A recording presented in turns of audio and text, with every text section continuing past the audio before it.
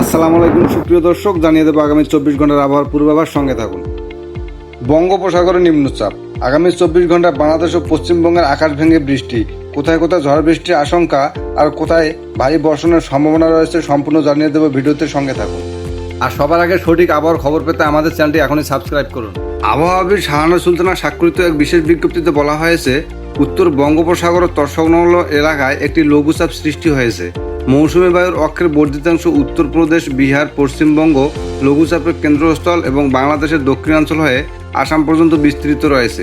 মৌসুমী বায়ু বাংলাদেশের উপর মোটামুটি সক্রিয় এবং উত্তর বঙ্গোপসাগরে মাঝারি অবস্থায় রয়েছে।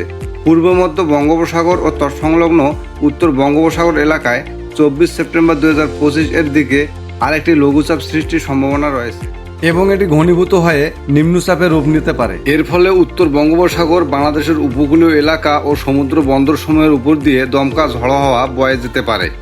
চট্টগ্রাম, কক্সবাজার, মোংলা ও পায়রা বন্দরসমূহকে 3 নম্বর স্থানীয় সতর্ক সংকেত দেখাতে বলা হয়েছে।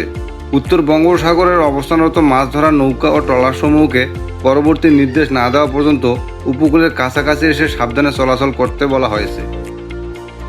আজ 22 সেপ্টেম্বর সন্ধ্যা 6টা থেকে পরবর্তী 24 ঘন্টার আবহাওয়ার পূর্বাভাসে বলা হয়েছে, খুলনা, বরিশাল ও চট্টগ্রাম বিভাগের কিছু কিছু জায়গায় এবং রংপুর, রাজশাহী, ময়মনসিংহ, ঢাকা ও সিলেট বিভাগের 2-1 জায়গায় অস্থায়ীভাবে দমকা হাওয়া সহ হালকা থেকে মাঝারি ধরনের বৃষ্টি অথবা বজ্র সহ বৃষ্টি হতে পারে।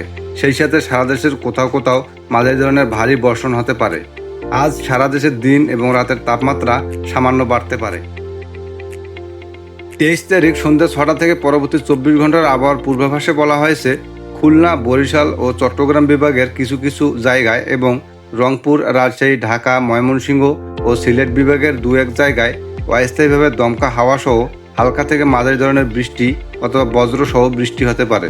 এই দিন সারা দেশের দিন এবং রাতের তাপমাত্রা প্রায় অপরিবর্তিত থাকতে পারে।